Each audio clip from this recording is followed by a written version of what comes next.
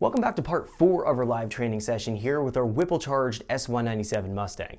In our last tutorial, we focused on dialing in our mass airflow curve. This tutorial, we're going to be turning our attention into dialing our speed density tables. Those have to be correct in order to make sure that when we're working within our airflow model, if it switches between speed density or mass airflow, they're both going to be calibrated properly, and that it's going to be able to index what that airflow coming into the engine is going to be, whether we're in a transient condition or in a steady state airflow condition. Without further wait, let's jump in so we can check this out. Welcome back to our live training session here with our Whipple-charged S197 Mustang.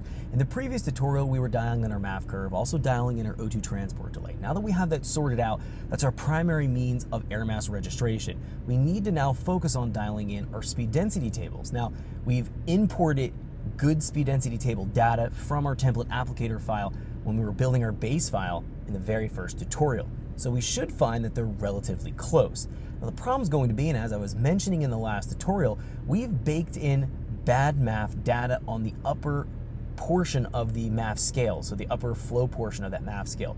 Now, the reason why this has happened is because we're actually getting a fuel pressure drop at high RPM because the fuel flow rate from the pump assembly isn't enough to keep up with the fuel flow rate for the engine that it actually needs. So as a result, the fuel trims, as we're looking at the short and long-term fuel trims as we found in that last tutorial, the fuel trims were absorbing and correcting the injector pulse width, ramping up the pulse width, so the trims were actually adding some fuel to try to compensate for the difference between actual lambda and target lambda, so that's all they're looking at, and they're trying to go in and make sure that they match. Now they're adding additional fuel in order to try to compensate, but the problem is that we don't have the pressure behind the injector, and as we updated that MAF curve in the first sweep through in the first full throttle pull, we went and did the next pull.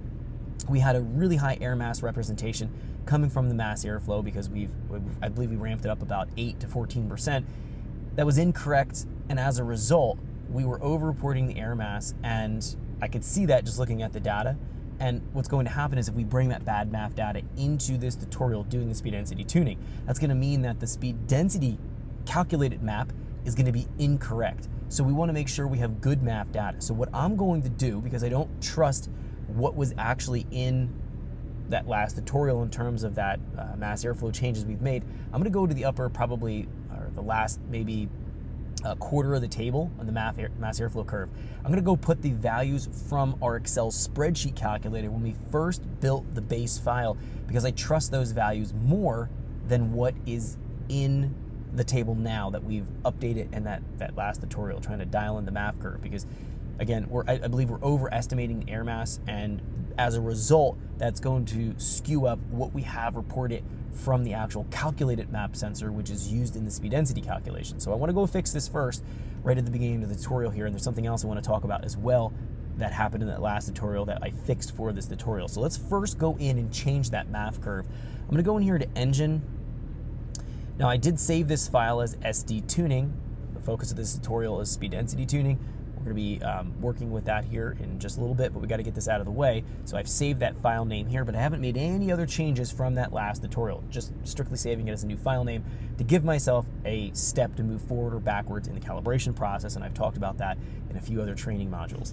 So let's go here into the MAF curve, so the airflow versus period curve, and the last few portions or cell points for the curve, that's when I want to return back to those Excel spreadsheet values. I believe that those are correct based on just knowing that how the rest of the curve here was shaped. Now we were off, I believe about 10% through most of the curve. We were off about 10-15%, so we had to go in and reduce down the airflow at a given period. I would expect similar kind of results here on the upper end of the scale, but we'll just run with those stock values because we have no real good way to verify anything at this point because we haven't fixed the fuel problem, fuel pressure dropping up top, which is causing us to essentially absorb a fuel problem into the MAF curve based on those trims. That's kind of the only downside to dialing in the MAF curves with the fuel trims.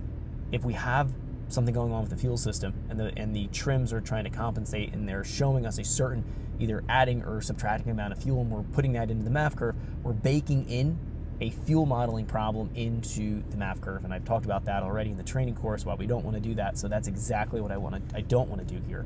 So the last bit of the curve here, last maybe fifth of the curve, I'm going to go into our Excel spreadsheet. This is that MAF curve, and this is our rescaled, the renormalized MAF curve based on knowing the stock inner diameter and the new inner diameter of the Whipple mass airflow housing, which is huge. I'm going to go in here and copy from 128 and go up to 83. So we'll copy these values. I'm going to paste them right back into the curve here. So from 128 all the way up, we'll paste those, and we can see here it's still smooth on the upper curve of the table. Everything looks good there. So we're going to run these values, and I'm not going to alter them.